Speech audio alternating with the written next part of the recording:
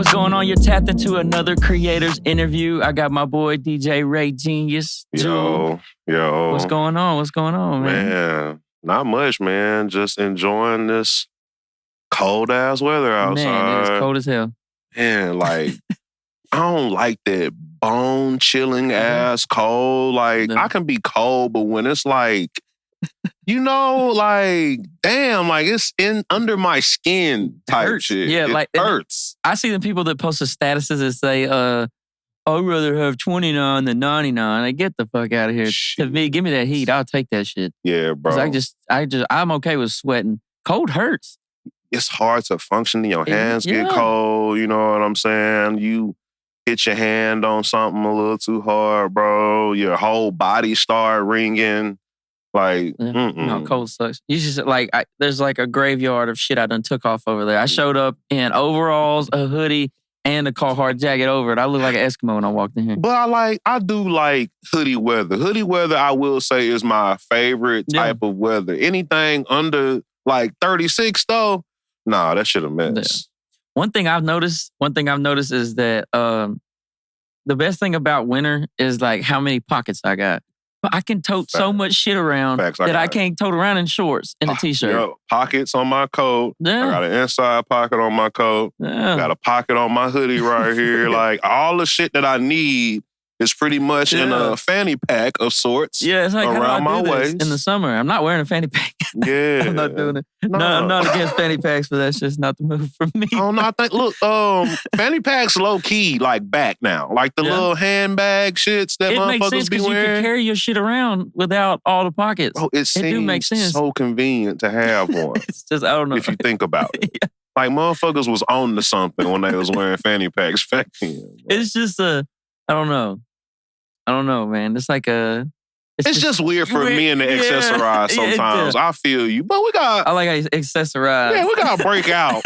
You know what I'm saying? Man, it's time to accessorize. It's 2024. We're accessorizing. Yeah, bro. Like, I done seen some motherfuckers wear a little, bag sometimes. Yeah. The man The purse. man purse. Yeah. That's one thing about my wife always having a purse. I just throw everything in hers.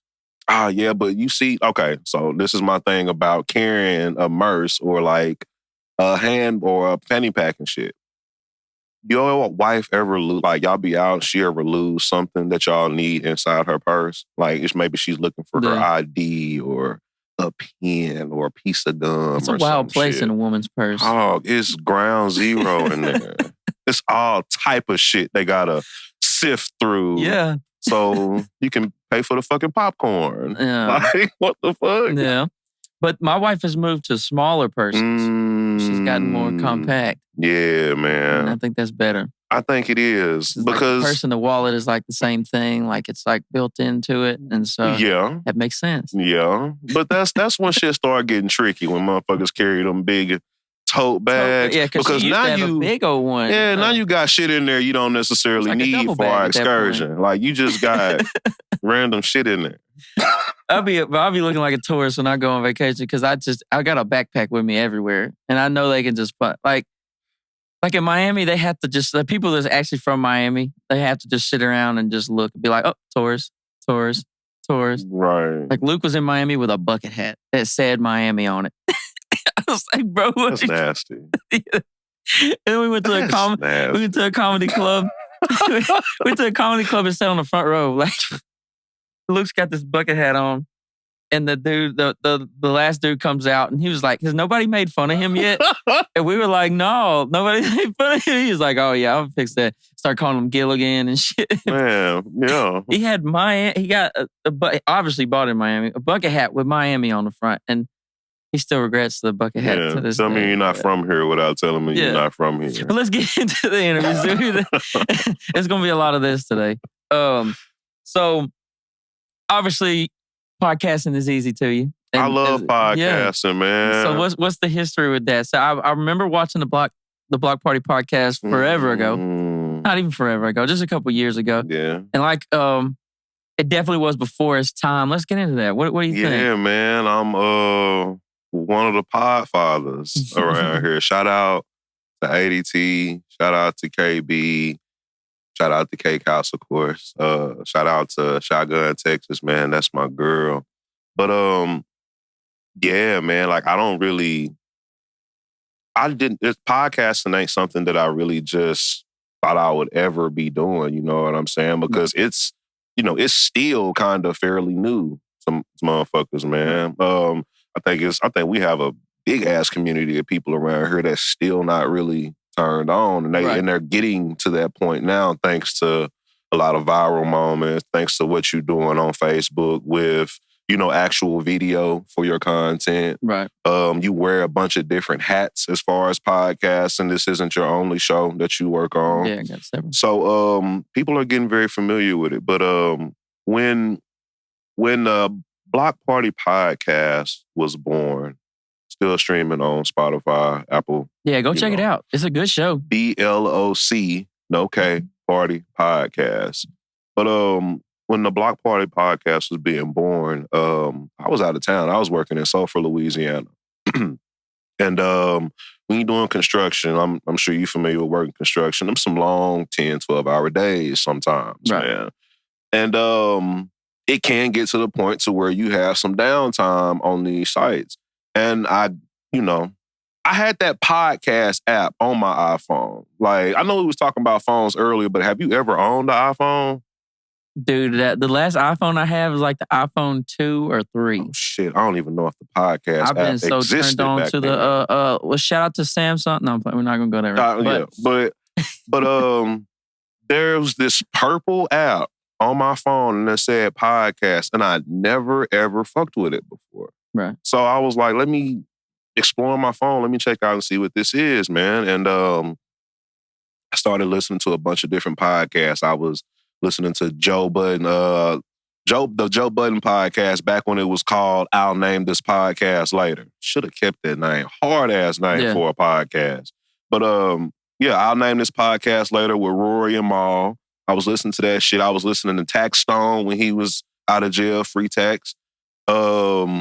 Listening to Deezus and Mero. Neil Brennan had a podcast called The Champs that I used to listen to. Joe Rogan. I listened to a wide variety of shit. And I can't remember how me and 80 started talking about it, but we were having a conversation one day and we realized that we both listened to a lot of the same podcasts. So a lot of our conversations were not only just about what we listened to on the podcast, but our opinions on what was going on. Or, sometimes we wouldn't even listen to podcasts. We would just have very, very long conversations and it just felt like content. Right. So one day we was just talking shit and I was like, man, we could do this. I think we could do a podcast. And, he was like, well, yeah, apparently, 80, he used to, dabble in working in the studio and shit back when he was real heavy-handed with OTMG. Shout out to OTMG. And he would record a lot of their stuff. So he had a bunch of leftover studio equipment. He had a mixer, he had a mic and shit already. So we just started throwing the idea around and what we would do. You know what I'm saying? Just fucking with the idea. And that was in 2017. So I finally got a chance to transfer back to Texarkana, I think mid 2017. And, it started becoming real. So, we started throwing around who we could get on the podcast. Like, man, should we do it together? Do we need a third? And bringing a third, we thought would kind of be the best because we agree, me and 80, we agree on a lot of shit, although we do argue sometimes. If you go back and listen to the pod, we have disagreements. And but we wanted somebody who could bring something fresh, something stylish, who could bring some taste to what we were trying to do, man. And me and 80, we unanimously thought of KB. I mean, he was the perfect person to add to the recipe. So we told him about it. He was down 100%, man. He was just with the idea immediately. We ran it to him and he was like, shit, let's do it. When we're doing, KB is a creator. He got an entire family of his wife, his kids, all of them are I don't know. They just something special. Brendan Stovall, man. Shout out to that dude for real, for real. But we recorded a pilot. Audio was ass. We did episode 2. Same story. We were still working out the kinks and shit. And when we got to episode 3, we was like, all right, now we rolling. And if you look at our artist page on Apple Music, Spotify, it starts at episode 3. Right. Like, we ain't even released them first 2. They like lost episodes and shit. I still got them on my computer, but yeah.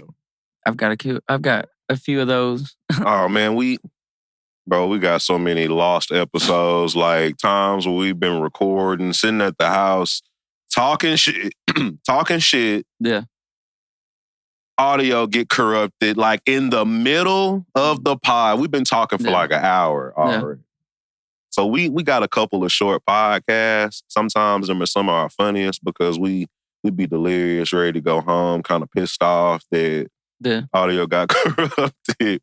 But yeah, man, we did that shit from like May 2018 to March 2022. That was our last episode in March 2022.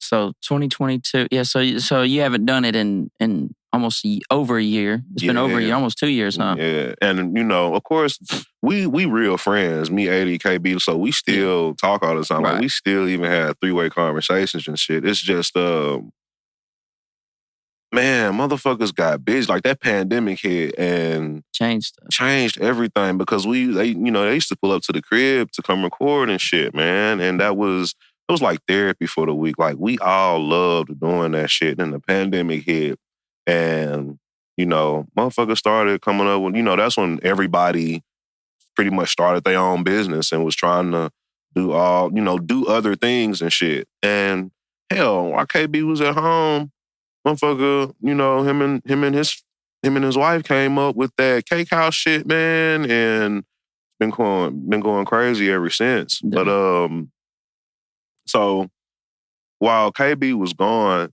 we tried. Me and 80, we did like a full season of our show. It was just us. We came up with some new ideas. It was funny. We had some very funny episodes, but it was still missing something. Like that 2-man shit that we didn't want to do in the beginning. We kind of found out why we didn't want to do it in that second season of our show and shit.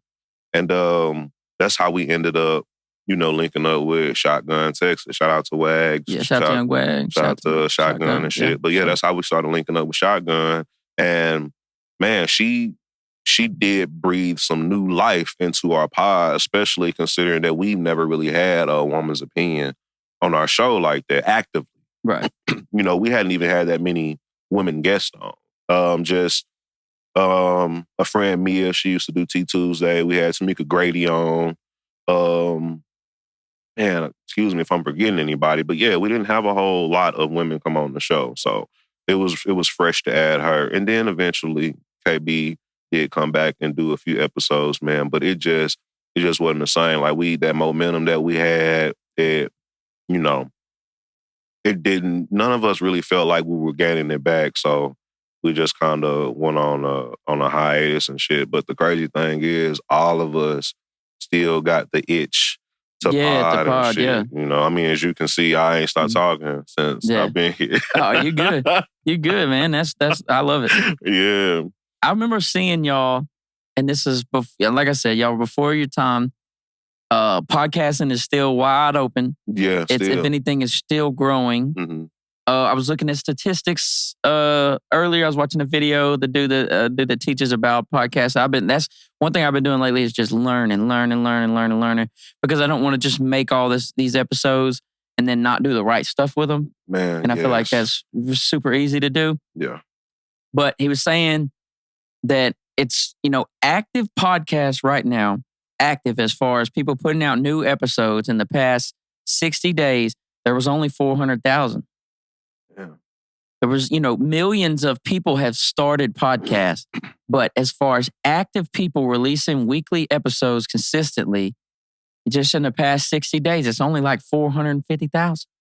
I think that's the one thing that tripped me out about what we were doing with the pod. Like, bro, we was doing that shit every fucking week. We got like a 70 plus episode back catalog and shit. Really? Yeah. Like, got a lot of shit. I'm talking about hour and 30, sometimes 2 hour long episodes. And we would just get on there and get our shit off. Right. So, but when we started it, I think it was we just started it for the love, just talking shit, coming together because we had common interests and just, just getting our shit off, man. And motherfuckers didn't really look into the real content side of it when we was really burning and moving and shit. I kind of feel like I take the most of the load on that because I didn't really know what we had in the Bloc Party. And for me, podcasting was like the same thing as far as why I started DJing. I never started DJing because I thought I could make money from it. Right. I just thought it was cool to manipulate music. I got a homeboy I met when I was like 15 years old, dude named Justin Moore, call him DJ Big Body. Shout out to Justin. But I used to hate chop and screw music when I was young. I didn't understand it at all. And one day we was at school and he was listening. I'll never forget this shit. He was listening to the Paul Wall and Chameleonaire, Get Your Mind Correct, Swisher House Remix, Chopped and Screwed by DJ Michael 5,000 Watts. And I thought that shit was the greatest shit ever. Never liked chopped and screwed music before then, but when I heard that shit, I was like, this shit is nasty. And he was like, man, I know how to do that. I was like, know how to do what? He was like, chop and screw music. And I was like, oh, okay. I'll check this shit out. You know, I can make my own shit.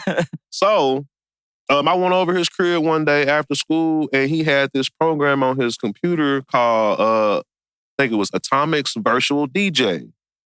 And motherfucker showed me how to chop and screw music, like right there on his computer. He recorded it, everything.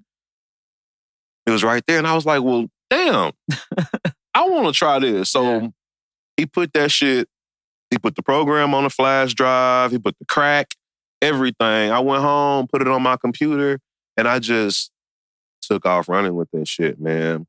And eventually I learned how to beat match and I learned how to do shit outside of chopping and screwing music. And I just stepped up more and more and more. Met this dude named DJ Troy Boy, man. Big homie of mine. Him and Bam. When I met Bam, I met Troy Boy at the same time. And Troy was getting ready to go DJ a party. And he had an actual real board. He had the fucking turntable. Okay. The vinyl joints with the big ass 1,000-pound casket that you got to carry them motherfuckers around in. You know what I'm saying? And I had never seen anybody in real life put their hands on turntables and DJ. I hadn't even met Big Shelby at this time. Scrooge dad. But I seen that and I was like, damn, I didn't even realize I could take this shit further than what I was doing. So I actually bought my very first pair of turntables from Troy. They were some CDJ 800 digital turntables back when we was DJing off CDs. You know what I'm saying? Man, big ass CD case carrying around DJing off of the track on the CD.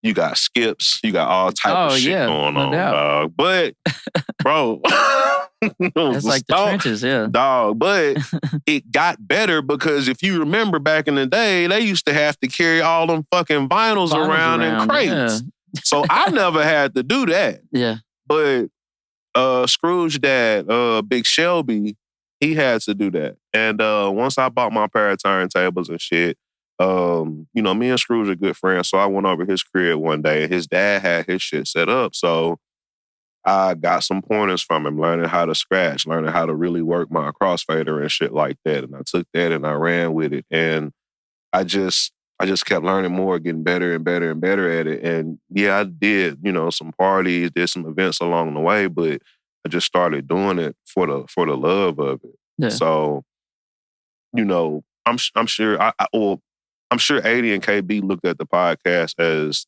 something different, but it didn't occur to me really what we had until it was too late. Right. I didn't really take the compliments and the people talking about how good it was and shit. I never really took it to heart because we were just being ourselves and talking shit. Yeah. It's like a balance you have to find. Like, because like when one of the traps is nowadays is like, okay, you see a successful podcast, you think I can do that. And then you're like, well, you see what they're doing. Like, okay, they make a living off this podcast. Okay, well, we're going to go make a podcast and we're going to be so good at it, we make a living. Right. And so you start like focusing on money part of it. And that's like with anything. But I mean, you have to find the balance. Okay, if you don't, you know what I'm saying? You got to realize you do have something good. Yeah. But you have to love it. And then so it's like you have to make really good content and then have a really good plan to go along with it. Yeah. And that's tough. That's the thing, man. I think I love the camaraderie of it a lot more than, the idea of me realizing like, oh shit, we really got something. Yeah. I think we knew the show was good, because we kept doing it.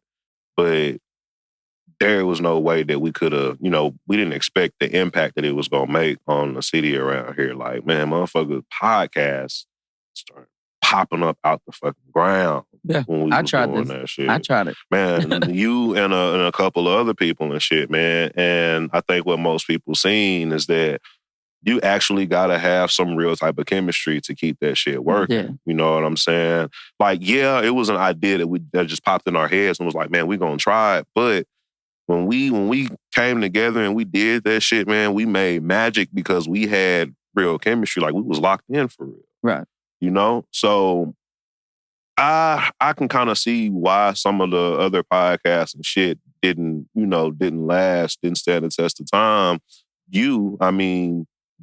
Apparently you still enjoyed doing it. You just remixed what you were doing and approached it at a different angle. Yeah, because I told you this when we were talking the other day. I was doing the right thing. It was the wrong time for me though. Right. And so I started trying to do the podcast thing as I was like in complete burnout for the studio. So like I'm actively burning out, like giving out. And, you know what I'm saying? And was trying something new. And I enjoyed it. Because I did the podcast in this room. The first set of podcasts I was doing, the first set of interviews I was doing was right here in this room. We had a table in here. And this one I had people working for me. And I had a couple of engineers that were here and I was training them. And then I had DJ Cam West was here. Yeah, Cam. You had Simba over here too, had Simba. Man. And so me and Cam were doing the podcast thing. We were interviewing people. Mm-hmm. And so that was the first time. Then at the other location, after COVID, when we moved to the other location, after it flooded here, because this studio flooded, there was a foot of water in here. Yeah, it was crazy. Because there's like these creeks and shit over there. And it's wild that I've got all this stuff back over here. It really is. But anyway. Yeah, and it's kind of high off the ground here too. Yeah, dude, that's how much it flooded. It was insane. So the flood is what moved me to the other location, which is just down the road, but it was way nicer. But anyway, so I did. This ain't bad. Yeah, I did. Yeah, this is like a 70-year-old house, though. Yeah, but I mean, it's chill. Yeah, we did a lot of work here. Shout out to Wag. Me and Wag built the booth. Oh damn! Yeah, we completely. That was a bedroom when I lived here. See, I lived here. Wags wear a lot of hats. Yeah. God damn. Me and him done a lot of stuff together. Yeah, you wear a lot of hats too. Yeah. Wear a whole lot of hats. Yeah, I just be doing stuff, bro. And I always have, I don't know, I've always been able to find people around me that could do stuff. You know what I mean? Mm-hmm. And so it's like, I always try to be the type of person where I bring something to the table as well. Because when you're starting shit, like there's almost nothing better than trading. You know, because we can either trade or we can exchange money. But if you need something I need that I have and I need something that you have, we could just swap that shit. Mm-hmm. Before, back in the day, like way back in the day, they would just exchange shit. Yeah. That's like bartering and stuff like that. Yeah. So it's like, I haven't grown out of that. To this day, like I still trade with Anthony at Texarkana Podcast Studio. I'll take this moment to say, shout out to Texarkana Podcast Studio. Anthony Vaughn over there, great guy, great setup. All you got to do is show up and talk, and he does the rest. So shout out to Texarkana Podcast Studio. Great guy. That right there, motherfuckers don't understand how big of a deal that is, because half of doing a podcast is getting all that shit that you need to do the podcast. Like, even though 80 had a lot of shit already, like a mixer, 2 mics, we still had to buy mics. We still had to buy aux cords. We still had to make sure that we had a good computer. Right. Like, we had to go scouting around for a good computer to use. Like, all the time, man, the first computer we used was so fucking bad, bro. Yeah. But yeah, that's half the battle. Yeah. So just the fact that he got that over there, man. No, it's dope. 3 camera views. 4, actually. He can do 4. Yeah. Up to 3 people. And he's got the super mics, the ones that everybody uses. These are good, but they're not the one. Yeah. The Sony, Shure SM7Bs, that's what you see in all the major podcasts. You see that shit live. Joe Rogan, you see everybody's using the SM7Bs. So that's where y'all record the Addicted to Arguing. Yeah, Addicted to Arguing podcast. It looked great. It's beautiful, and dude takes good care of us. Like I said, Texarkana Podcast Studio. Every Monday we have episodes of Addicted to Arguing, and that's like our big show. Yeah. And so we go through Anthony, and then I branched off. I love this stuff, so I'm learning to do it myself, and that's come with, and so like when we go record these other episodes, it's like I just talk and I show up, and then it's done for me. And then like now I'm sitting down in this interview, and it's like, dude, there's 1,000 things that I'm gonna have to do in order to make this interview work. And so I'm like, that's the balance. It's like I'm trying to interview well, but I've got to keep peeking at this and peeking at this. And it's like, I kind of want to put this up here and make sure I can hear myself. But doing all of this shit, man, it keep your sword sharp too. Yeah. Because just off of all the problems that we would have on the show, man, it make you check different things at the beginning. Make sure this is right. Make sure this is right. Let me do this. Just like it makes you a lot more meticulous when you're doing all of this content and you record an hour or 2 hours and you like, I don't want to mess it up. Yeah, or I didn't press record. Yeah, that'd be rough. So I'm gonna stitch on myself. Me and DjRayGenius sat down the other day and had an hour and a half long conversation that I messed up. Look, but this episode, in my personal opinion, is a lot better because we talked about all type of shit the other day. Down the rabbit hole. Yeah, we was all over the place. Damn near couldn't end the podcast because we was just getting our shit off. But no, this is a lot better. I think once you do a pod, I had Nick Reed. Shout out to Nick Reed, the Reed Talk and Listen podcast. Shout out to them. He came on our podcast, Addicted to Arguing podcast, and I could just tell, like you can tell when you're talking to somebody that's podcast before. Yes. Because it's comfortable. They know how to bounce back and forth. Everything is chill. Like I've interviewed other people that, do cool stuff. Yeah. But it's like maybe not as fluent of a talker on the microphone. Yeah. And so I don't know, I can immediately tell when somebody has podcast. Yeah. Like, and I sit down and talk, like I know you've done hours and hours and hours. Hours, dog. And you can probably tell that I've just sat around and talked like to people you in hours. shape. You in shape, yeah. Well, you gotta think, right now I'm doing hours of content. Mm-hmm. Hours, since I think just on YouTube, I think I looked the other day, I've put almost 15 hours of content up on YouTube. That's what's up. 15 hours. Yeah. In a month. Yeah. That's a lot. Hey, man, you got to keep doing that shit, too, because that shit just going to build up, man. Like, that's how doing them reels, doing them shorts on YouTube, that's how motherfuckers find your page, and they're like, oh, damn, I want to watch this whole podcast. That's how I started listening to Jeff Teague, basketball player. Oh, dude, he started. I was talking to somebody yesterday, and they were like, "Man, that because everybody talks to me about podcasts." Yeah. So I was in Outback, and the two guys that worked there came and sat at the table with me because I be going places by myself. Some people think that's weird. I do this. I be by myself. You know how to socialize. Yeah. So they came and sat at the table, and they're like, "Yeah, man, how's the podcast?" Where I was talking, they're like, "Yeah, the podcast we've been listening to is Jeff Teague." He is out of pocket, and Jeff Teague is hilarious. See, he played basketball for so long, never really spoke or anything, and I didn't really know he had a personality like that. But just being on YouTube, looking at them shorts, I was like, yo, this motherfucker funny as hell. I subscribe to that shit and everything on my podcast app.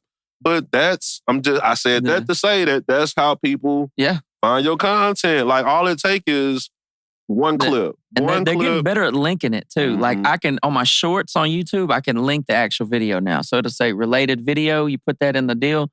And so people should be able to click right off of the short into the actual video.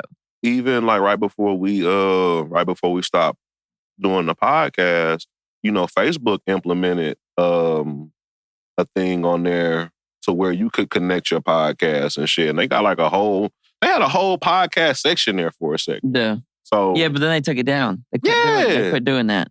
That was weird. I don't know. All these platforms, they have different agendas. That's what we was talking about earlier. I hate to go down that rabbit hole, but that's what you have to work through. Yeah. So it's like different videos are doing different things on different platforms too, and that's something I've 100% noticed. I had one go crazy. I had one go wild on TikTok.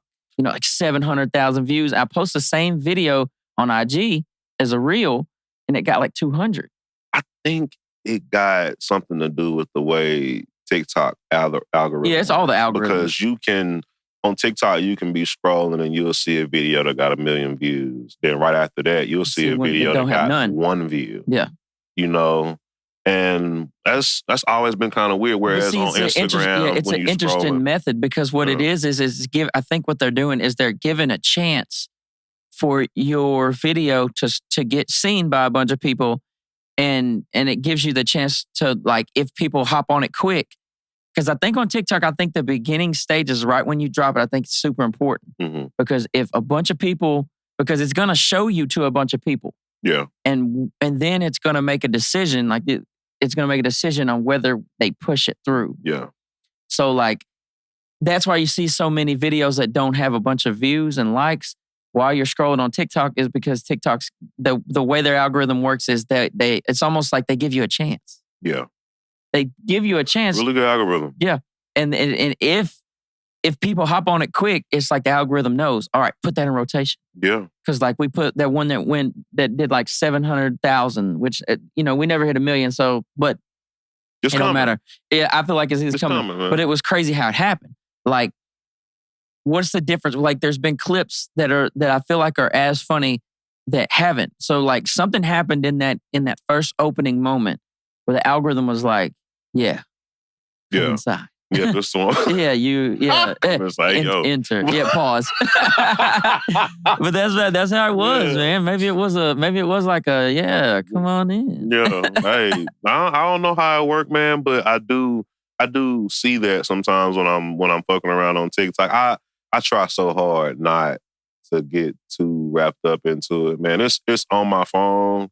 Yeah. I don't use it very often, but sometimes, like if I'm trying to find something, I'm trying to find some information on something. TikTok is pretty good, but Twitter is the best. Yeah. Social network, period. Not even close. It's the funniest. Yeah. It's where all the best jokes are. What's the most unfiltered one now? Well, it's always been unfiltered. Like Twitter has been, Twitter used to be the wild fucking West. Yeah, dog. It used to, but there was a time period, I think right towards the end before Elon got it, where they were censoring the C word. The, COVID. Oh, right. I don't even say that. I don't even say that word. That's the C word. I'm sorry, you too. Bro, it was so many things that went through my mind. I was like, is he talking about this one? No. My C word is the Yeah, you don't gotta say it. The P word. Yeah. Pandemic. all my little breakdowns of these words immediately have say people. You lost the video because of that shit? Yeah, bro. Yeah. And I totally agree with the decision. Yeah. No. It is. Yeah, so I don't talk about the C word. No. You know, it was a weird time during the P word. all my little deals could just be taken to something else now. And it's crazy, like the type of shit that you see on YouTube, man, the type of shit that motherfuckers be saying. And get away with. Get away with. Like y'all picking on me. But I my fault. You know, you got to be careful when you talk about the Y word. Yeah. No, for real. You know what the Y word is. The Y word is, that old YT. Yeah, no, for sure. Isn't that what they call white people on Facebook? Yeah, where they don't call white. White so people. I'm embarrassed how long it took me to figure that out. So maybe y'all had something going there. Like bro, black folks so funny on the internet, man. Ridiculous. Bro, I will say this, bro. I genuinely believe this. Black people are funnier than white people. Like just I feel like on average, if we got the chart out. I don't know, man. The sense of humor levels, they are kind of different. But I don't know. I think, all right, I'll listen to this podcast. Another podcast is called Kill Tony with this dude. Oh, I love Kill Tony. I've watched hours Tony of Kill Hinchcliffe, Tony. all right. Tony Hinchcliffe is hilarious. So, and you know that Tony says that the best comedians are born from trauma. Right. So I think that's why black people are so funny, because of the type of shit that, you know, we have to deal with sometimes. Yeah. Like even me, like the few times that I've experienced like real racism, it's always been kind of weird and like slightly hilarious, you know? But I mean, it's just weird because I don't know, man. Like racism is kind of like they're gonna have a clip of you saying. I think it's a mental illness. Racism? Yes. It's strange. I think it's a mental illness because I always revert back to this shit, and this is why I think racism is a mental illness. There was this video of these two kids, right? It's a black boy and a white boy, and the black kid came back to school and he had his hair shaved all the way off.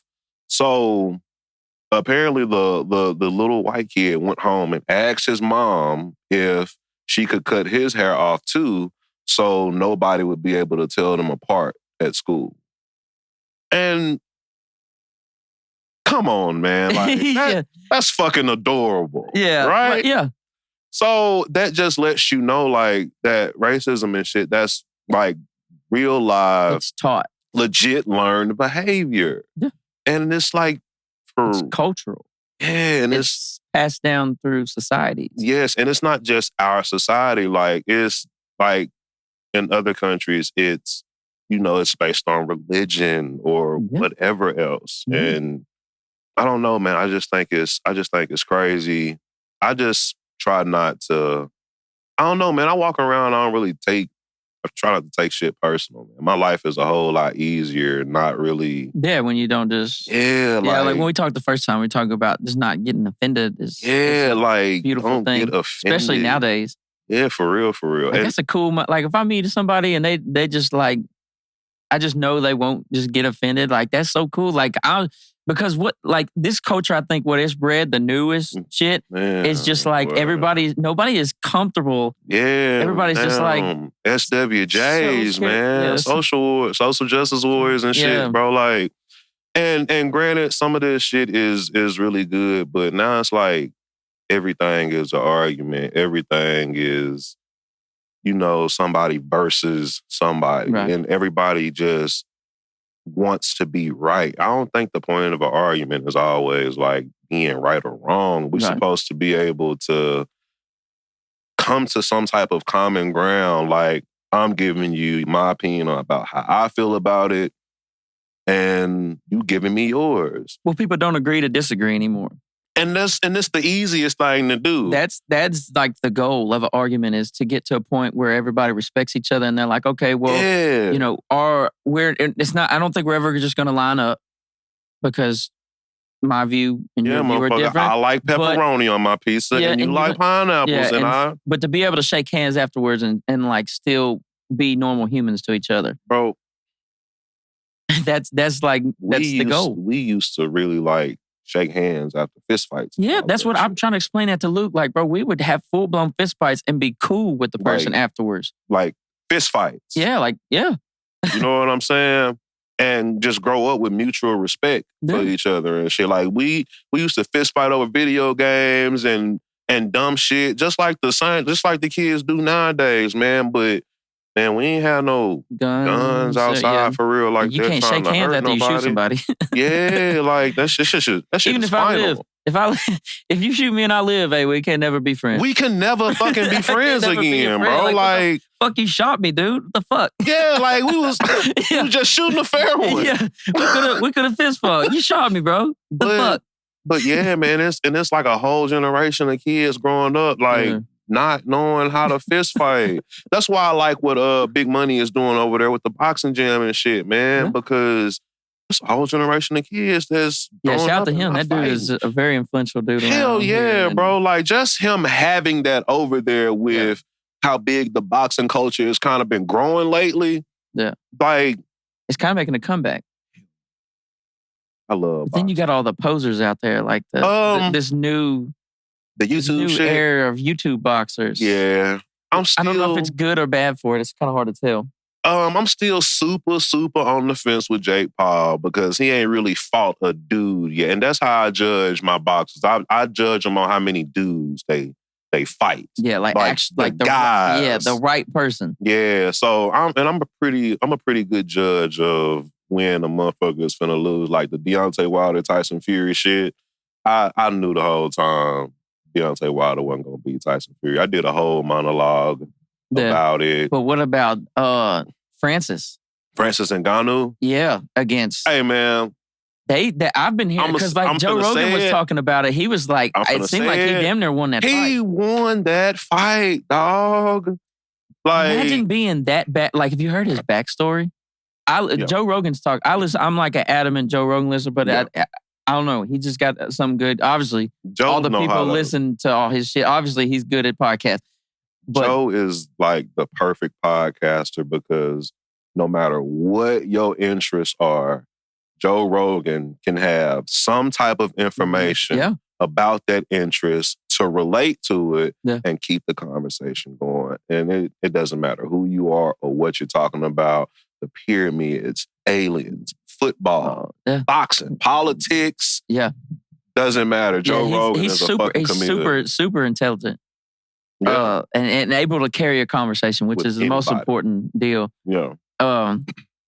Francis dude, it's hard to say his last name. Ngannou. Yeah. Francis Ngannou. Basically, he was like, his background was like, he was like almost like a slave damn near, like a worker, like a child laborer in like some type of mill. I can't remember. I think wherever he's from. I'm butchering it. Congo. Yeah, something like that. Yeah. But basically they just like him like doing child labor and shit, like forged him into like this fucking unstoppable beast. And then to come over and damn near beat like wasn't he the champion? No, Tyson Fury is the guy. Yeah. But to come over and win that, I'll say not win, but for it to even be a question. He fucked up the Usyk fight because he fucked up Tyson Fury eye, man, gave him a shiner and shit, man. So that's why the Usyk fight got pushed back. Hell yeah.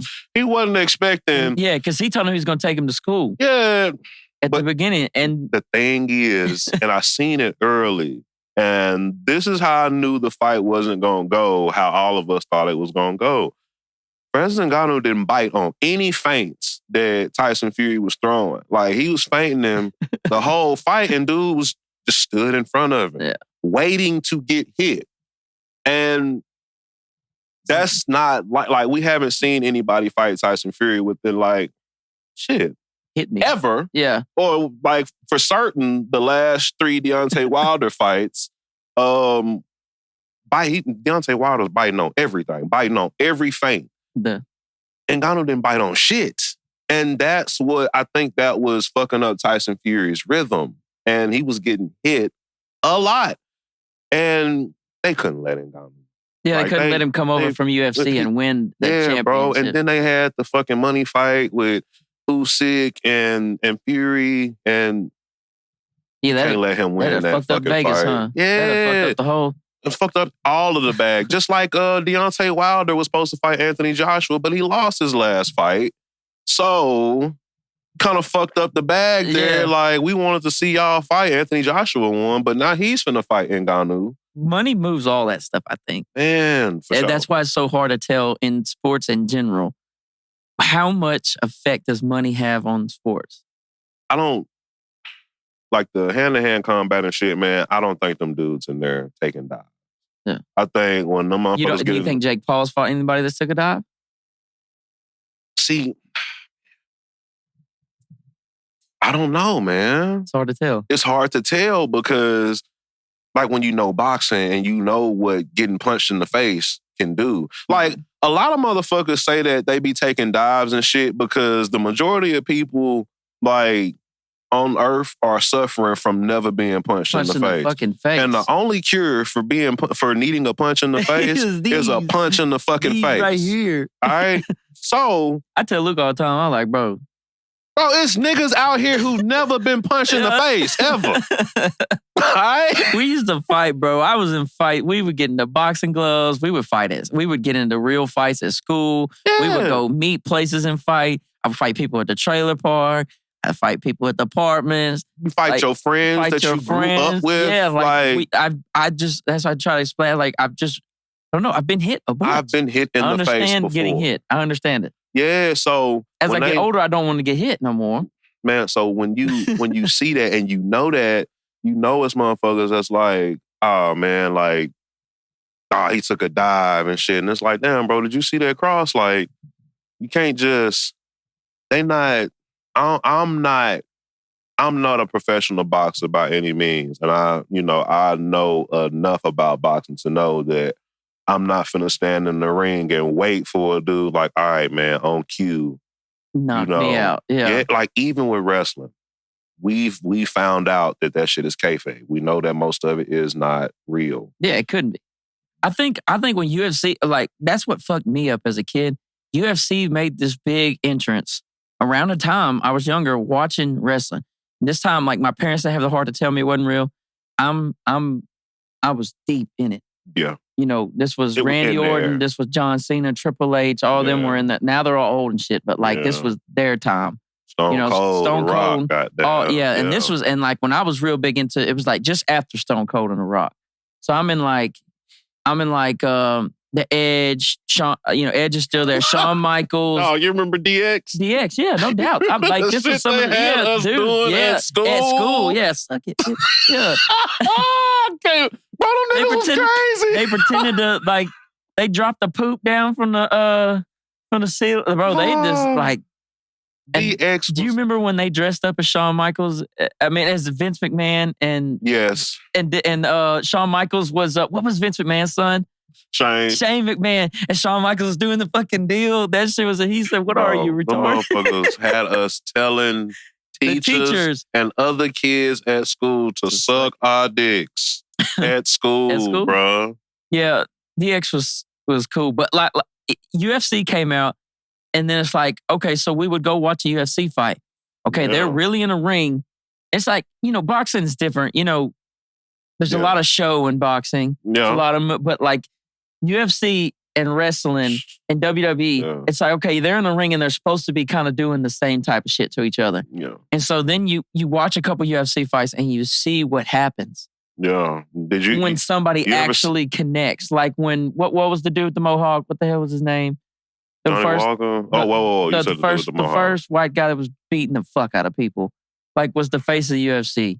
Had the ugly ass mohawk. Chuck Liddell. Yeah, Chuck Liddell. And you see him Superman punch and knock somebody the fuck out, like really knock them out. Damn, man, he sold that. Yeah, really and good. Then like you go watch wrestling and they just hit each other. And they hit each other, and there's no, you know what I'm saying? And so like that's really what did it for me. That's what ruined WWE for me was seeing UFC fights. Because I was like, there's no way But I said that to say, people who think that, boxers being there throwing fights, like you can't fake all of that shit. Like we done seen real injuries in that wrestling ring. No, WWE is dangerous as fuck. Yeah, hell yeah. We see motherfuckers get fucked up. We've seen that shit. Remember ECW where there was just extreme shit? Me and 80 talk about that dude, New Jack, all the time. That black dude, New Jack was crazy as fuck. If y'all don't know who that is, get on YouTube. Do your research on New Jack. He was... You think he was wilder than the Hardy Boys? New Jack was fucking... Well, Mick Foley was a dude for sure, but New Jack was out there trying to like hurt people. Yeah. Like, I think he gave one dude hepatitis one time. Damn. Because that's a hell of a signature move, bro. Because you blade people. Like they would blade themselves to bleed. They don't never bleed on WWE no more. I think New Jack bladed the dude after he had bladed himself already. And he ended up giving the dude hepatitis, man. Yeah. Yeah, bitch. Break out of that hold. Yeah. You ain't getting out of that shit. New Jack was a sick-ass dude, man. He was trying to kill people. But I remember the Hardy Boys jumping off the ladders onto like barbed wire tables and fucking shit. You can't fake that. Like, tacks. They had them tacks out there at one time. Randy Orton, they threw Randy Orton on some tacks or some shit. He gets up, it's just like 1,000 tacks in his back. Bro, there's no faking Foley that. Is the king Mick Foley of laying on a bed of fucking tacks. God, bro. What a wild time though. Like, but see, like you watch WWE now, there's no blood.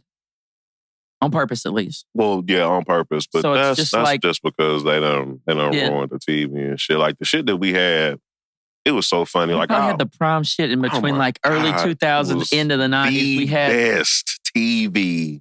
Like I was ready to watch fucking wrestling every week. Yeah. Monday Night Raw, goddamn. Thursday Night SmackDown. They changed it to Friday. They changed it to Saturday. But we always I was in tune with that shit And my mom and dad were so funny. They would watch it in different rooms. So like, yeah, I got my mom watching it because hell, I don't know how I convinced her to do that. But she'd be in there, and my dad be in another room. So I'd be running back and forth because my dad like never left the living room. He was just like a living room dad. I think people have experience with that, but like just like the motherfucker just don't never move from the like if he's home from work, that motherfucker is in the living room. So I would run back, bad noises, making dad noises, fucking dipping and shit. See, my dad used to get me. That so much was spit in Coke. Like he'd drink a whole bunch of Coke cans, but then he'd dip, so he'd spit in cans, and like he wasn't very clean. So like you would just be in the living room, like it's a Saturday morning. You open you up a Dr. Pepper. You're watching the CW channel. You watching Pokemon or fucking this what was that Spider-Man one? No, not Spider-Man, Batman Beyond. We had the best Saturday cartoon. Batman Beyond was good as like fuck, the one on Saturday that was on Saturday. Hell yeah. But anyways, you're sitting there, you're having a good time. You reach for the wrong can, bro. You reach for the wrong can. You get that dip spit. That is some of the most and like so like I would hang out like I was in ag class in school because I've always had cows and all that stuff too. Yeah. So like I got an ag and we were all the country kids in there, all like we're in like 9th grade, so like everybody's fucking dip shit like that. Motherfucker try to hand me a dip, fuck no, fuck. You know how much dip I've accidentally swallowed on accident? Some dip, not even new dip. This is post dip. On accident. I can taste that right now as I talk about this. I can taste that. Somebody try to hand me a dip. Fuck no. I don't want that fucking dip. That is the nastiest shit in the world. Ooh. And then like you have people that ash cigarettes in Coke cans. Yeah. Drink. That's not as bad. Because trust me, I've been a victim of both of these crimes. Yeah. But just the cigarettes in there, that's now because then it's like kind of thick. Man, I just like to throw my shit in the trash, man, because I'm a victim. Yeah, I've been a victim of that crime. It's not cool. Yeah, dude. So that shit nasty. You just watch a TV and you grab the wrong cup. And like my brother definitely, he probably has never dipped, never smoked a cigarette, probably never. And it's probably all just from the fucking accidental grab. Yeah. It's nothing worse than an accidental grab. Hell nah. Nah, it ain't, bro. Ugh. It's super nasty. Like, there's just no way. There's nothing that makes that right. But yeah, wrestling, I remember running back and forth down the hallway. And then like at school, we had like the group of kids that watched wrestling. That was like our soap opera. Like it was discussion. We'd be at recess, dude. We'd be in a big ass circle and we would just talk about it. We would play dodgeball. We'd play stuff like that. Or like we'd have games like basketball or something, and we'd be playing for the title. Yeah. And we would pick like a character and be like, oh yeah, I'm Kane. Yeah, I'm Kane. I'm Edge. I'm Undertaker. Right. And shit like that. And that was cool. I don't know. We jumped out of trees on trampolines, tried to kill each other. Then it broke our necks. Joe, you remember Val Venus, dog? Val Venus. Dude, that sounds so familiar. I'm going to have to look it up. Do y'all remember Val Venus? He was basically a porno star. We got a Venus down the road, huh? You don't remember that? Hello, ladies. Bald. Let's do it. Well, he ends up being bald. Wait, the Big Lebowski. The Big Valbowski. Yeah. Goddamn. I think he had quit before, right as I got into wrestling. So that era, I'm going to have to go back and do some research. Do your due diligence on the Big Valbowski. Yeah. Val fucking Venus. He was a porno star. Really? He used to walk to the ring with a towel around his waist. Oh, no. The most craziest shit I ever saw, I don't know if you're still watching at this point, was when Edge and Lita got in a bed. Okay. They was going to do it in the ring. Oh, yeah.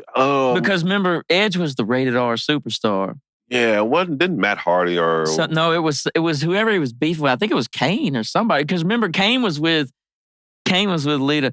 We're going down a rabbit hole bad, bro. Kane was with Lita? Bro, remember? Yeah, bro. Because like there was like this crazy storyline where like Kane got her pregnant, and I think it was like Lita? Matt Hardy's girl? What? Yeah.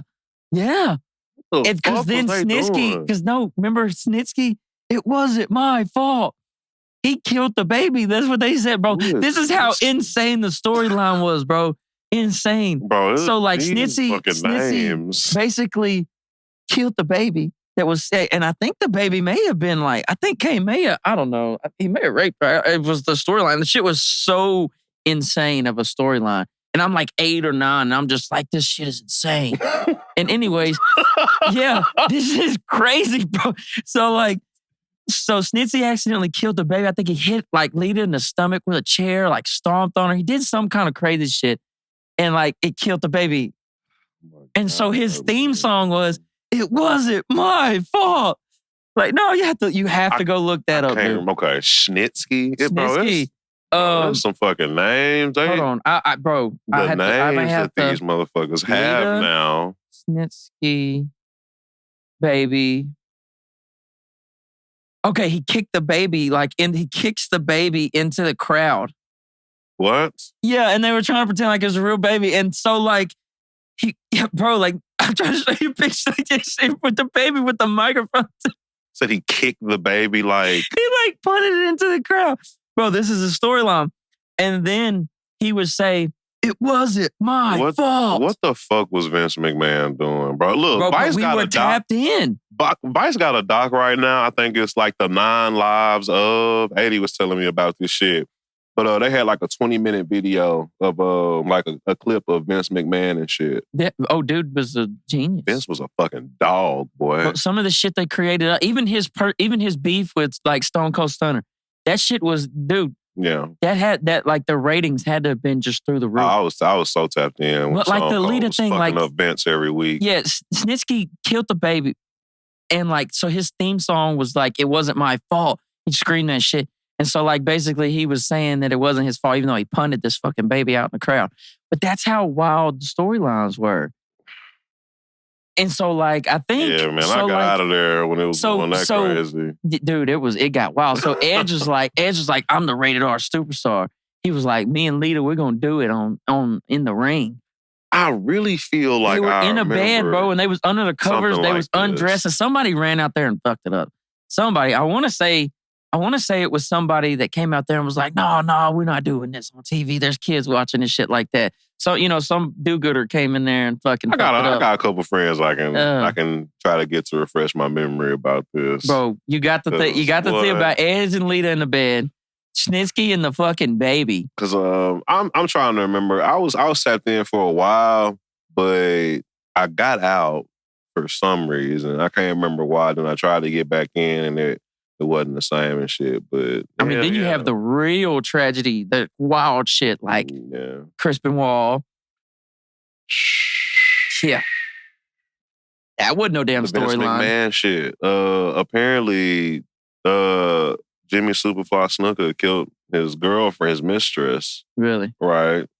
Vince McMahon showed up to the jail with like a briefcase and got him off of it and like made it go away. I never knew anything about this story. Crazy thing is, just a few years ago, Jimmy Superfly they reopened the case and they fucking arrested him. He like 70-some years old. Oh, so he's in jail? No, he recently died. Oh, he died. They didn't even do anything because he was dying from, I think, cancer or some shit like that. But yeah, Vince McMahon got him off that shit, bro. That has to happen all the time in so many different industries. Somebody shows up with a briefcase and it just goes away. There's a lot of sneaky shit going on lately, boy. The internet been interneting.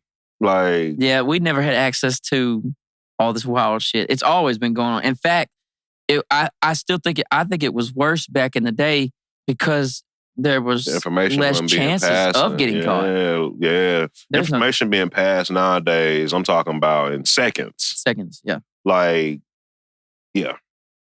I think I don't know. It's so many things that just don't make no sense. But yeah, a lot of things going on, man. All of the shit in the parent industry with sexual predators and all of that shit, and the Weinsteins and the fucking Epsteins. Yeah, that's insane. Yeah, that's wild. That's some wild stuff. That's some like... It's a lot going on, man, because it's like too crazy to believe. Like, what? I believe it. Yeah, like, do we believe this? Well, see, I watched that, I don't know if you've seen the Epstein doc on You're Netflix, telling me to watch it. The Filthy Rich shit. I should have watched that before we sat back down again. I would have been more tapped in. But dog, in his house, like, when they was going through his shit, I think it was after he died or after the second time he went to jail, because they really got his ass that second time, and that's when he ended up dying. But they went through his shit, bro. This motherfucker got, like, as soon as you walk into his penthouse, this motherfucker had a big-ass painting of Bill Clinton in a blue dress. Apparently the blue dress that Monica Lewinsky wore. Bill Clinton in a blue dress. A painting of this motherfucker. Like... Strange. So if, like... I mean... Think about it, dog. Yeah, like, if you walk in fucking KB crib and KB got a fucking painting of me in a dress in a compromising position, like, what's the first thing that's gonna go like, damn, this motherfucker probably got some dirt on Ray G. Yeah. Like, what the fuck? That would be like me having the fucking some wild shit of Luke on the wall. Like, yeah, like, damn, bro, like, why you got this of Luke on the wall? Like, he cool with it? Like, yeah, you seen him plenty of times. He's like, man, what the fuck you got on Luke? Yeah, man? well, that's like, yeah. What are you blackmailing him with to where he's okay? Yeah, there's no situation. There's no normal situation that seems to explain that. It's a real picture, dog. Real big ass portrait of Bill Clinton, bro, in a blue dress and the Oval Office. Isn't that funny? Isn't that funny how like certain pieces of information could make you question? Like, all it takes in our brain is one observation that seems out of whack, and you could just like immediately start questioning people's character. Like any of this. Yeah.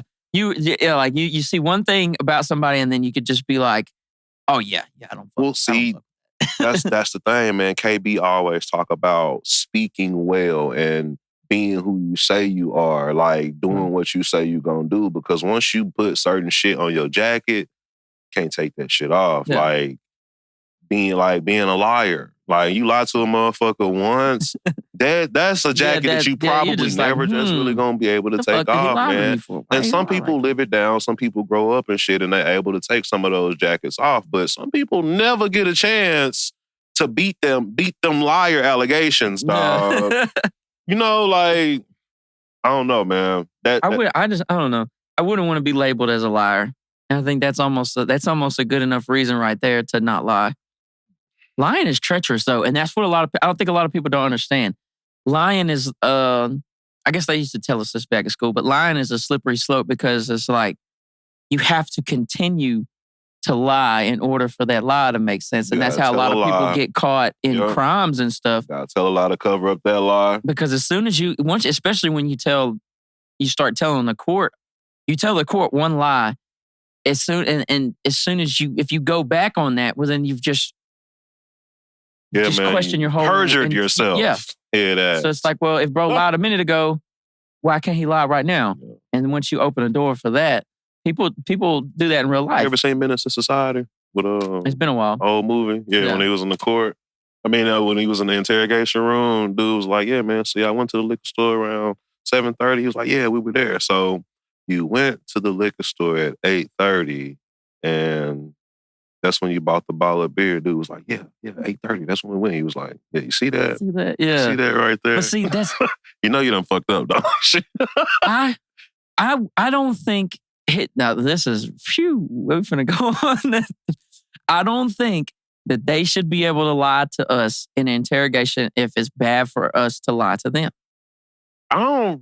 Yeah. It's some major, like, interrogators, it's some major fuckery at work there. Yeah, man. They be coercing motherfuckers into confessions and all type of shit. Like, they might convince you to confess to some shit you didn't actually do because they've got it down to a science. We already know the story, Joe. Luke told us everything. And I'll be like, fuck Luke, man. Yeah, like this motherfucker I fucking knew you'd tell us. I knew you was gonna do it. Luke ain't even in the precinct, man. Look at the house. They ain't picked him up yet. But I'm sure they do that. Hell yeah. And then they make you comfortable. They play on your side. Bring you a Big Mac. Yeah. You hungry? Yeah, anytime you see a video of somebody in the room and they're eating, they eating all this motherfucker talent. You told on them. But but it's a science. I mean, people's brains are different, but in the same way, it's like they're similar. Like we all have the same type of brain. It's the same model. You know what I'm saying? It's just a different fucking... Just function different. Like, functions a little different. Think differently. Like, kids think, of course, they think differently from adults, but not because, like, the way they think, like, how simplistic it is. So all an interrogator has to know is, there's a science to it, because I know there's a science to it. Because I read this book called Never Split the Odds. Mm-hmm. It's a crazy book. It's about this dude that was at FBI. That he was the guy that showed up to the hostage negotiator. Yeah. And so it was the guy that showed up when terrorists would have hostages. And so like it was his job to negotiate the deal. Yeah. And the science behind it is similar to interrogating somebody.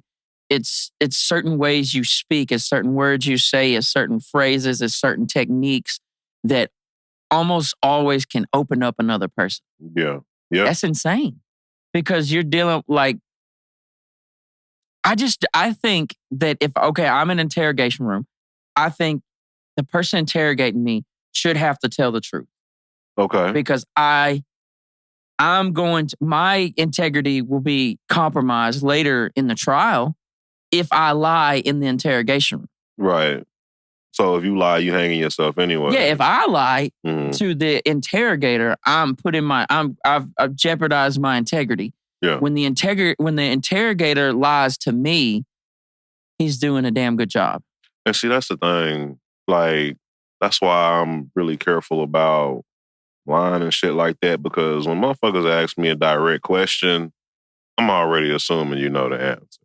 Yeah, people very rarely ask shit that they don't know. Yeah, like when motherfucker asks me a direct question, I'm just like, I'm just gonna tell you the truth. Like, cause why would you be asking me this in this exact sequence if you don't already know the vibes? I think a lot of people walk around kind of naive to what's to human nature. Yeah. Isn't that insane? Yeah. I feel like I confidently say that a lot of people are not thinking about why people are saying certain things. No, there's no human in this whole world that doesn't have some type of agenda, some type of so, their not only just their biases, but their goals and we take things, I think we take statements people say as empty sometimes, when very rarely who the fuck is saying anything without intention? Yeah. Who doesn't speak with intention? Everybody speaks with intention. But it's kind of like society. Even if it's a cry for help. Yeah. Yeah. Or even if it's a joke. Yeah.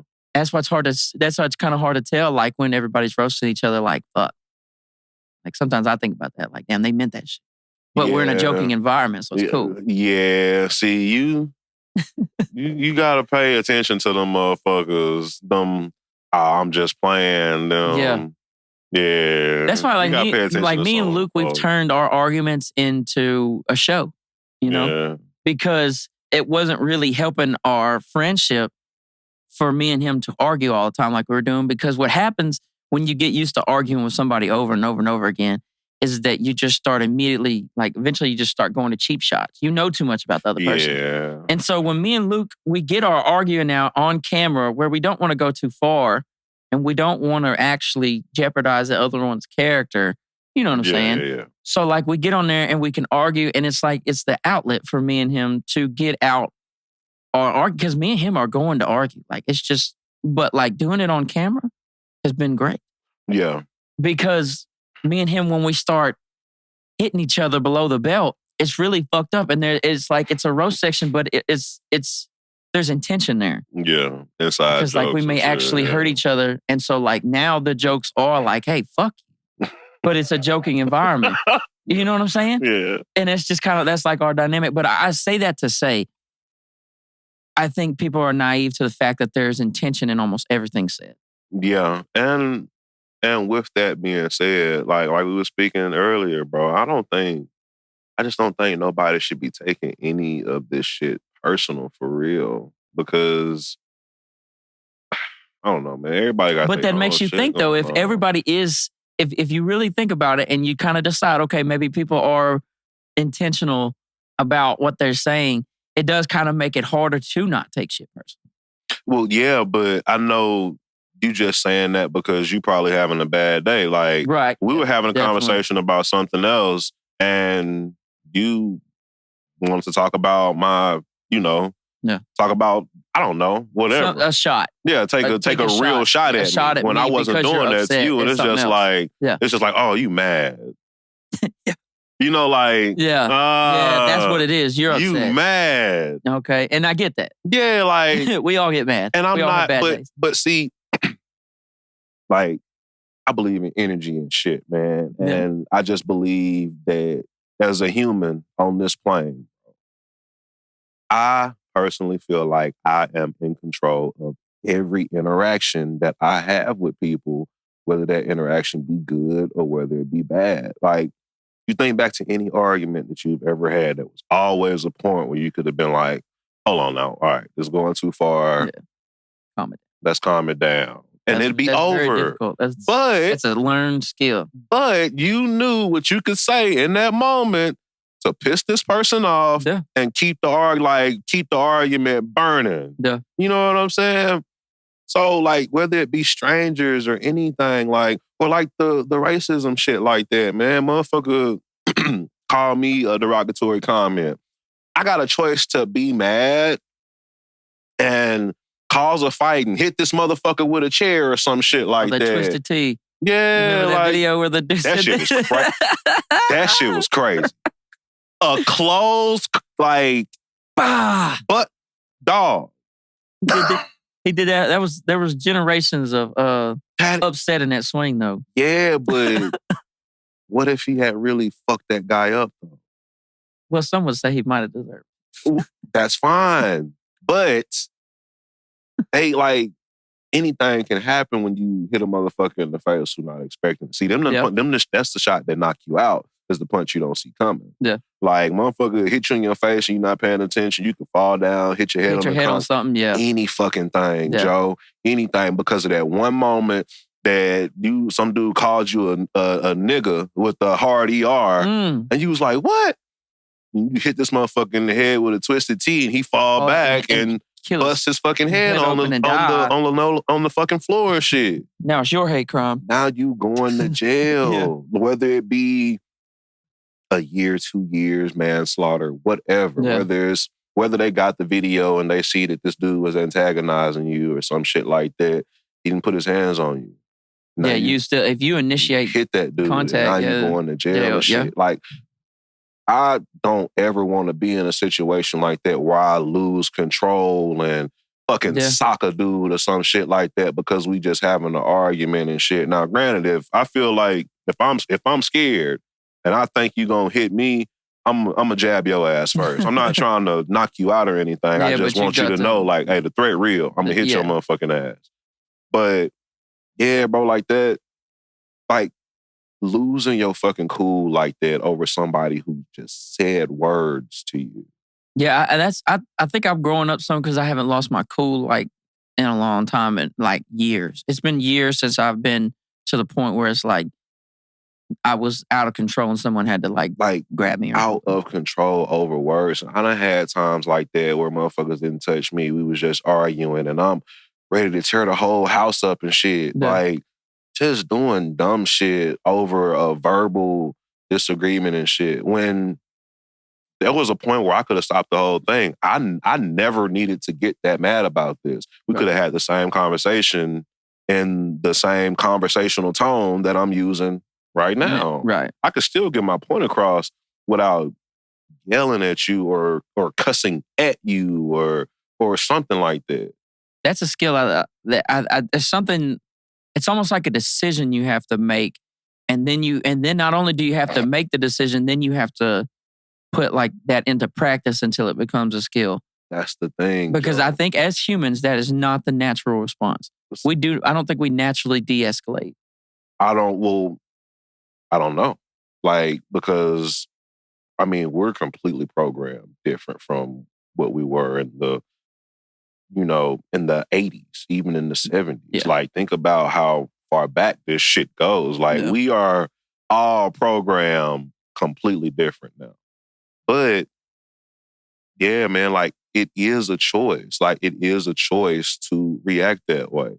You can either be positive or negative. There's a white, there's a black, dark, light, good, evil. Like, everything has an opposite. You have that choice. I'm not the most religious person in the world. I'm very spiritual.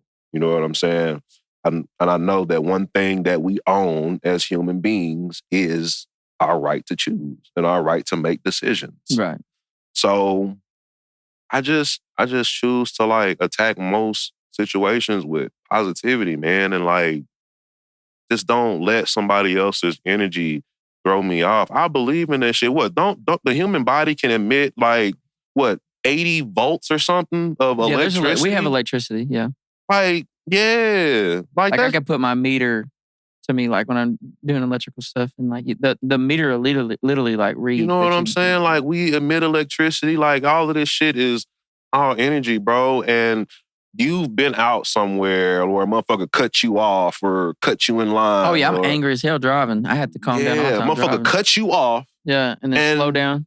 Yeah, and then you you get into an argument at the store with somebody who was pissed off when they walked in the store. Yeah. And you get into that argument, and now you pissed off leaving the store, and you taking that shit home. They transferred it. You calling your homeboy, let me tell you what this motherfucker just did at the gas pump. Yeah. Like, and you mad about that shit for real, for real. I mean, I'm still guilty of it too. As positive as I try to be, right. I still, get angry and gotta get my shit off in ways. But, man, that's a choice, man. Like, that's how all of them fucked up decisions end up getting made. Yeah. Because people not knowing how to control that themselves, moment. bro. Yeah. The devil didn't make you shoot this motherfucker in an argument. So. Yeah, that's nigga, you did that yourself. Yeah. Like, it's the reactions. Yeah. You got if you're gonna be somebody that does react calm, you have to master your reactions. Bro, and then just like the devil ain't the person that made you shoot this person, God ain't the person that made you walk away from that situation. You made the choice to walk away from that situation. Yeah, you've got to make your decision. You have to do it. You got to do it. So, man, we going off on a whole bunch of shit. We still ain't even, we ain't even talked about the Hot or Not show. Yeah, let's talk about the Hot or Not show, because that's like it's like a video podcast, but it's more of like a show. It was like a variety show, man. That's kind of what me and 80 transitioned to after the Bloc Party Podcast. Because like he really called me with the idea. I think him and Dirty White, shout out to Dirty White, man. But him and Dirty, they was talking about. So I didn't know if that was was that his idea originally, or was it y'all's idea to bring him on? No, see, 80 and Dirty White apparently had a conversation separate from me. And then 80 called me one day and he was like, man, me and Dirty got this idea. We want to do a variety show. Shit. And I thought it'd be good to bring you on, help me with the audio and shit like that. I was like, okay, bet. I'm down. I'm down the pod, whatever. And we started doing the Hot or Not show. And that shit turned in, like, people were watching that shit like scheduled television. Yeah. I've watched it. I was surprised, man, some of the guests, some of the moments that we had on there. And then, even when we did that, people started trying to do live feed shows like we were doing. And we did all of that shit live. Yeah. All of the transitions to the music videos. Bro, this nigga 80 is a genius. Yeah. Like, 80T knows how to do everything, bro. Like, everything. Like, yeah, we were on there. I did sound effects. All right. My job wasn't half as much as what he was doing. I just brought an extra voice to the pod and helped move the conversation along. But, man, 80T is pretty much the brain behind how that shit functioned. If he wasn't there, I don't know. I don't even know how that shit would have got off the ground for real. Right. So but, so is it done? Is it coming back? What's the deal with it? Bro, we talk about this, and in my opinion, the city needs something like the Hot or Not show. Yeah. Like, I mean, how many viewers would y'all have on at times? I think I remember seeing like 400 or 500 people watching live. We would have we done had hundreds of people watching sometimes. Sometimes it was some shit going on, but we had almost 1,000 folks at one, like, watching scheduled television. That's success. Like, yeah. That's why I don't. I guess I don't understand why y'all stop. Well, but I know but I know because of just knowing shit, not knowing shit, but just like knowing how shit goes. That it could be a whole numerous things, Yeah. So when we first started, we were doing it. We were doing the Hot or Not show at Beto Spot. Right. Yeah. So, really good spot, man. God, I missed that studio. Is it not there no more? I don't know if Beto is still down here or not. I'm not sure. I haven't heard nothing from him. Yeah, but man, he had a great setup over there. He had a whole podcast room in there too. Yeah, that's what's up. But we were doing it at Beto Spot for like the whole first little season that we did. Then Dirty White ended up getting his own building right off State Line next to the cigar lounge and shit. So we set up everything and started recording over there. Had to do something different with the lights, but it gave it a different mood. And it was kind of darker at that spot. Yeah. And the show kind of had a darker tone to it too. Still, we still had a lot of moments. Yeah. When we moved over on State Line, man, a lot of good ass moments. But now I think we're getting ready to switch up a venue again and try to get back in for another season. Because like I said, man, like, people looked forward to that show. Like, people still tag, like, the same way when, we started doing the Bloc Party, like, weeks that went by and motherfuckers would tag, be like, man, this shit such and such and such going on. I need the Bloc Party podcast. Talk about this. Like, motherfuckers was tagging the Hot or Not page on posts, like, y'all talking about this week, or, hey, y'all need to bring this up.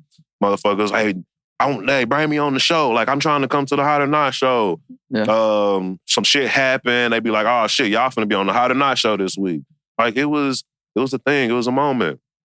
And I'm not gonna say that we done doing it. We remixing some stuff. Yeah. For the next time out. There was a lot of stuff that we felt like we needed to work on from last season.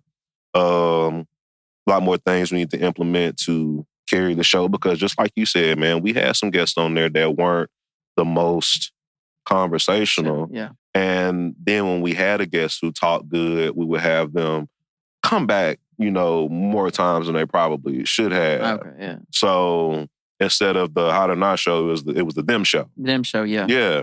So we really just remixing what we were doing. And we're going to come back with some new ideas, man, and make it a lot stronger than what it was. But yeah, big shout out to Dirty White and 80. Mm-hmm. I had no idea. Like, I've been working with Dirty White for years, bro. Had no idea that motherfucker was that funny. Like, it's hilarious. Did not know that, bro. Funny ass dude. And I think it's a lot of people. He's a character. Man, a lot of people aren't characters. Yeah, it's a lot of people in the city that, that see him and they still have, weird opinions on him based off of conversations that they've heard or stories that they heard. But, a lot of motherfuckers don't really know Dirty very well. But man, he one of the funniest fucking dudes I know. Y'all should see our group text with me, him, and 80. Yeah. Like, I've had some funny ones, and he's just record here. So. Yeah, Dirty White a funny ass dude, and 80, you hear him from the podcast. That motherfucker different. Yeah. So just having that dynamic, it's definitely different from what we do that we was doing on the Bloc Party Podcast. But the kind of the skeleton of it is still the same. It's still in the same lane. But the thing is, we do all of it 100% live. Yeah, live is that we've done on Addicted to Arguing. We've done 2 live shows. The first one had I think it was 700 viewers total. Mm-hmm. Yeah. So that was cool. But we'd only have like 15 to 20 people on at a time. Yeah. But it's like over an hour long show. Yeah. A little over an hour, and we had 700. Then the next one, the one we did 2 weeks ago, it had I think it got 1K eventually after you put the numbers together from the lives. But once again, it was just 10, 15 people on at once, And see, when we first started off, it was the same way. We had to do shit to end up getting it a pop. We have guests on, or we just be talking about some shit and motherfuckers scrolling and see it and be like, oh, damn, I know him. We had this one lady come on, she sold sex toys the whole episode and shit. Had them out on the table, big ass dildos and shit just sitting right there on camera. Folks scrolling by yo, what the fuck? What is this? Yeah. Just pop in. We had a woman come on the show, while we were recording live, had the woman come in, one of the viewers showed up to the studio to buy a toy from the lady. For real. Made plays live. But yeah, we did the Hot or Not show. None of that shit was pre-recorded. None of that shit was scripted. Yeah. We knew what we would talk about and we knew who we was having on, but none of that shit, we didn't have really any pre-production. Sometimes we would go in and we didn't know what the fuck we was gonna do that night. We didn't know what we was gonna talk about, nothing. And we make shows out of it, man, make content out of it. And man, 80 made all of that shit run on a live fucking feed. And even then, I don't think we really understood what we have. So we trying to work out the YouTube. Yeah, I would say all of that shit, come man. Back. Hell yeah, we I did not show coming back, bro. We got some shit to talk about with y'all motherfuckers, man. Talk about the city. Yeah. But yeah, big shout out to 80 and Dirty, man. Them motherfuckers, they some good dudes, bro. And like I said, 80 the brains behind most of that shit, man. I don't know how he do it. That nigga wear a lot of hats too. Yeah. Whole lot of hats. That's what, I don't know. It's a lot of people that wear a lot of hats. Yeah. I wear a lot of hats. Yeah. It's just, I don't know, you kind of have to make something shake. Yeah, man. It's you gotta, it's cool to have a skill, but providing services, that's kind of what get that money up and shit. I can engineer, but I can mix and master. I can make clean versions, dirty versions. Yep. I can do all of that shit. Now, separate charge. Yep. So yeah. And yeah, man, you've been out of the studio game. I think Cam West trying to hop back in. I don't know who else is doing it. I seen Sergeant B, who's I think he's moving out of the city for a new opportunity. I seen he made a post. 10 years his studio been up, man. Yeah. And they just at that spot though. Yeah. He did it before. Oh, okay. Yeah, but yeah, man. I think that's gonna hurt a lot of creators. Definitely. The thing about that is that anybody that gets really good at something and is gonna pursue that, to keep moving up, you can't stay here. You know what I mean? Unless you're just gonna do online work. Yeah. Because if you're moving up through the ranks, it's like you got to go to where the people are. Well, even that, bro, I don't think even that, I don't think motherfuckers like you, Sarge, 80, Heater, HD. Yeah, shout out to all them. Even Kobe God.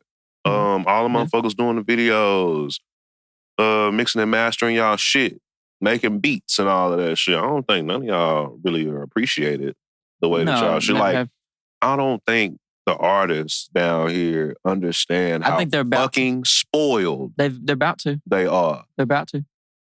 Because whatever 80 is charging y'all for them good-ass quality videos, you paying double that in fucking Dallas and Houston and shit. No. Whatever Sergeant B, whatever his pricing is, like, it wasn't enough. You think y'all getting by with what, $45, $50 an hour? 50. You think you getting away with $50 an hour in fucking Dallas and Houston and shit like that? And it's quality like that? Nope. All of that editing. What's that one dude that was God, it was one. It's one videographer down here that was really, really good. It's my Chronicle. Yeah, what a beast. But what'd he do? Go to Dallas. I mean, it just makes sense. Like, it makes sense. Chronicle videos, like, same quality as, some of Taylor Bennett old shit. Yeah. Here's my. I mean, you're preaching to the choir. I completely agree. I think that the artists now are gonna feel it.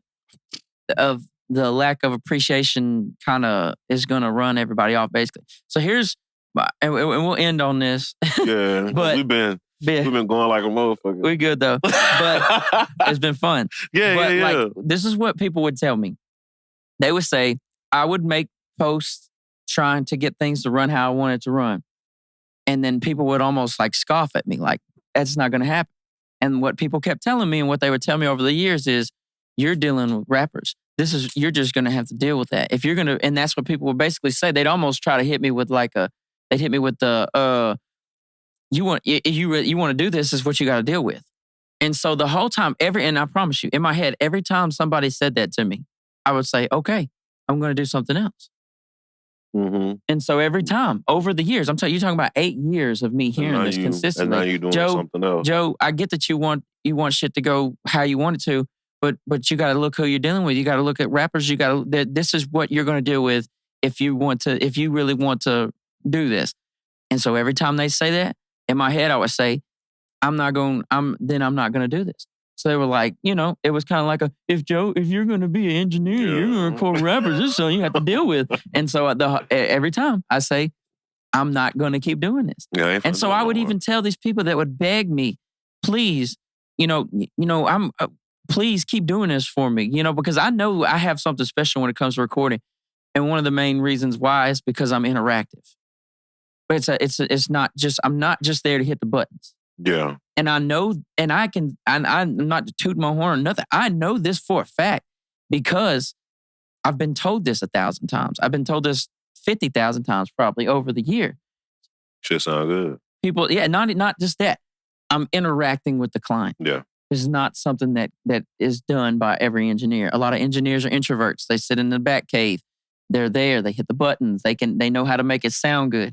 But like customer service, smiling, remembering your kids' names, you know what I'm saying? Knowing, I can do that better than recording. Yeah. You know what I'm saying? Building relationships. And so it used to frustrate me because I know what I'm bringing to the table. I always felt comfortable talking to people about their music. And you know what I'm saying? And when they asked me questions, obviously I had to put my fake face on sometimes because some people are not ready for that. But like me being able to gauge who could accept criticism, constructive criticism, and work with them. The people that I really locked in with, or really it's vice versa. The people that really locked in with me and counted on me to help them make their song better. You know what I'm saying? I know that there was a benefit of me being there because I was like a music connoisseur. I knew what, not only sonically what it needed to sound like, but what it needed to, because a lot of people don't have a sense of what's cool. A lot of people don't have a sense. And this is not a shot at other engineers or nothing. I'm just saying people in general, there's a lot of people that don't have that sixth sense for what is going to be popular. Yeah. And as far as music-wise, I've always been able to stay with the trends as far as like, I know what a song is supposed to sound like. And so like when I could tell somebody, hey, this is what I think. Yeah. And then I would tell, and then here's another thing. One thing that went way far, and this is a simple thing. I would ask people to redo takes that I didn't think were their best. Yeah. And I don't think a lot of people will do that because a lot of people are just sit because they're introverted. A lot of people that do studio stuff. See Sarge do that too. You know what I'm saying? He let motherfuckers, you should probably redo that again. So, like now that you out the game and Sarge out the game and, you know, you got Cam West back in the game, but, you know, and Cam got an ear for what sound good too. Right, I try to talk to Cam most of what he knows. What's going to happen when y'all burn Cam out? Who y'all gonna have after that? Like, because Cam, he'll, you know, because he done, hey man, I don't want to deal with this shit. Yeah. But I you know, fuck this. Yeah. But I love it, so I'm gonna jump back in. Right. But fuck this. Like, this is way too much to deal with, so I'm jumping back out. But I love doing this shit, so I'm gonna say this to artists. You know, you can say that it's just how the industry is, but a lot of people haven't even left Texarkana as far as experiencing the industry. So that's one thing that really upset me about people telling me this is just how it is and I have to deal with it. It's like, man. No, because I've been in professional environments. Yeah. I've been in a legendary studio in Dallas. I've been in the, you know, around the people. I've been in bigger sessions before. I would go book sessions and I would bring like Simba with me and I would take Simba with me to Dallas and I'd say, me and him would split the session. I say, all right, Simba, you go in there and record a song because I know you want to rap. Fuck it. Mm-hmm. The only thing I'm going to do is watch the engineer for 2 hours. Mm-hmm. I would just watch him. Yeah. So, I mean, I'm having a conversation with like, shout to Ray Dallas in I think it's Legendary State, whatever. I can't even think of the name of it. It's been so long. But we booked a couple of sessions with him because dude would talk to us. And he would be real with us and we'd talk about it. And I'd tell him, you know, I'm an engineer. I do the same shit. I'm in Texarkana, blah, blah, blah. He'd talk to me back. So we'd take Simba down there and just let Simba rap for fucking 2 hours. Yeah. I'm getting game. Soaking it up, yeah. From a dude that does this shit. Yeah. You know what I'm saying? And that's like, I'm just paying to learn at this point. Mm-hmm. And so when people would tell me, deal with it, Joe, this is just how it fucking is. I knew in my head, no, it's not. No, it's not. It's not always like it. Does not have to be. It doesn't have to be like that. But yeah, man, y'all, bro. I think artists, the way they treat people are burning people out. Yeah, bro. And I don't know, excuse me if I don't know who y'all got left, but Cam West just jumped back in it, bro. And then if y'all burn him out, I don't know what the fuck y'all gonna do, bro. Yeah, like, I mean, I think it's the younger cats' time, I think. Kobe, Cam West, yeah. I don't know. Bro, I don't know if I'm out of touch. I don't know who else. Yeah, I'm not sure, and I apologize too. Shit. But one thing about me is I'm damn near 30 now, and I'm not gonna get talked to like I'm 20 still, and that's just what it is. Yeah, I will not do this shit. I will do something else, and I tell you that I'm capable. Once I decide to do something, I can make that shit work, and so I've never been scared off by that statement. Like, you know what I'm saying? I can go do something, bro. If tomorrow. I'm just confident in myself. And I know that and I've learned throughout the years, there's so many different ways to make money. I know tomorrow, if I decided to switch all my plans up, I could figure out a way. I'd be all right. Yeah. I'll figure out a way without going to get hired somewhere, without something. Joe will get on YouTube and watch 15 million videos and set up a fucking Shopify or something and sell fucking drones or some shit to people and you know what I'm saying? Something. I'll do something. And I know most of the bullshit I got to deal with as engineers. Like motherfuckers paying for studio for an hour, 2 hour studio time, and they spent 30 minutes rolling up the smoke. Yeah, see, I cut out. See, and that's the thing. Like, I'll say this before I get off here. When I got the studio to run how I wanted it to run, people didn't really like it. because it was because I finally got it comfortable for me and it was uncomfortable for them. Yeah. And that's just the thing, like, because I've been traumatized from people falling out on drugs and shit in here, from people being too drunk and breaking my stuff, from people, you know what I'm saying, the cops getting called, from, you know, just shit, people fighting in the yard, people trying to sell drugs, like be in the middle of a session. Yeah, come up to the studio. Yeah, bro, and giving people my address to go sell like a fucking vacuum sealed big ass bag of weed. It's like, bro, like a dude pulled out a fucking pound one time, like out of his shirt. Like his shirt was tucked in. He had a jacket on. He undid his jacket, undid his shirt. Bro's had a pound of weed on his stomach the whole fucking time. He's just sent. It's like what they don't understand is like this. You make my shit look like the trap. It's not. Like my shit gonna be hot because you just sold a fucking bow over here. For a while, I was hearing, because I had a police, but I was hearing they were like, bro, like, and the dude was telling me, he's like, I know you, I grew up with you, I know this is not, you're not selling drugs out of here, but I think your clients are. Yeah. Like, I'm hearing this from the police. And this is a friend of mine, luckily, that had the fucking good graces enough to tell me, hey, you're on the radar, and I know you don't do this. Yeah. So stressful. Yeah. I can only And so, imagine. like, no, I'll say this one more time, and then we'll do an outro. It didn't have to be like this. And for anybody begging me to come back, I want you to watch this whole clip, and I'll let you decide if you think I should come back. Because I still record. Yeah. I still have people, but I record respectfully. See, and 80, same thing with him. Yeah. He was like, bro, I done put so much time in this shit, and I'm so good at it. I have the right to refuse service. Oh, I refuse to anybody. Service. Like, motherfuckers know when they coming to me, I need that deposit. It's going to be done this way. Right. I need that back end before, like, he can just do it whenever he want to now. But, yeah, man. Yeah, we done hit a cool little two-piece. Oh, shit. Man, we did. Yeah, we might break it down. We'll probably break it down into parts. I like it, man. Yeah. Whatever. Shit. Yeah. It's cool. There's lots of shit that I feel like me and you can still do. As far as the future, we'll talk about that later, bro. For sure, man. I'm definitely gonna have to come on there and fuck with you and Luke, bro. That definitely. Yeah, we definitely being interviewed is okay, but my environment is more like we're gonna be and we'll make sure we pick something juicy and get into it. I can talk some shit. For sure. So, anyways, let me give all my shout outs and then we'll get out of here. First of all, shout out to DJ for coming through. Jewel. Appreciate you. If you need DJ services, if you need a perfect guest for a podcast, that's another thing that people don't think about sometimes. That is a good thing. Yeah, bro. Yeah. Podfather, man. Yeah, the Podfather. Yeah, that's cool as fuck. Yeah. Shout out to Texarkana Podcast Studio. That's my boy Anthony Vaughn over there. Go check him out. Yeah. 180 Recording Studio / Media Studio. I'm doing all kind of stuff here. Creator interviews are dropping. They don't have a necessary like a time frame yet. I may pick a day eventually. But right now, Addicted to Arguing drops every Monday on the Addicted to Arguing podcast YouTube channel, Spotify, and Apple Music and all that too, or Apple Podcast. Subscribe. Yeah, subscribe to that. If you're watching on YouTube, I don't say this enough, but please subscribe. Please like and the videos and subscribe. Comment on them. Tell us what you think. All that stuff, that helps a lot. Isn't That Concerning podcast? Just a little side podcast that me and my buddy Tony Johnson do. It's fun. If you like stories, if you like just sit, because like it is literally just me and Tony telling stories. And if you never heard Tony talk, that is hilarious.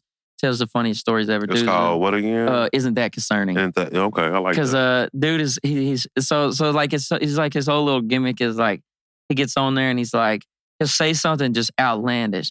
Like the other day he was telling me what did he say? He said if 10 plus 10 is 20, 11 plus 11 is 22. Yeah, but like 22. And it's stupid. And so like he'll start like that and he'll go, isn't that concerning?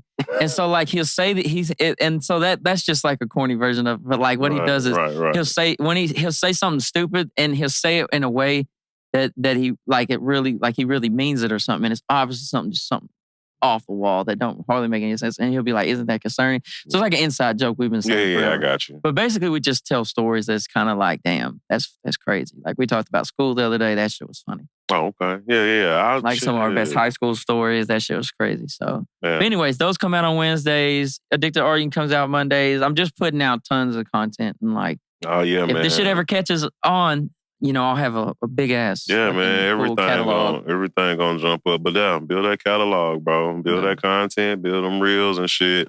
But yeah, bro, thank you for having me on, man. Yeah, man. We'd probably split this into a cool little 2-part. Yeah, shout out to, again, the Bloc Party Podcast. Yeah, go back and listen to that. If you like comedy podcasts, go check that out. KB, 80, Shotgun Sexes. Shout out to the Hot or Not Show, man. Shout out to Dirty White, for sure.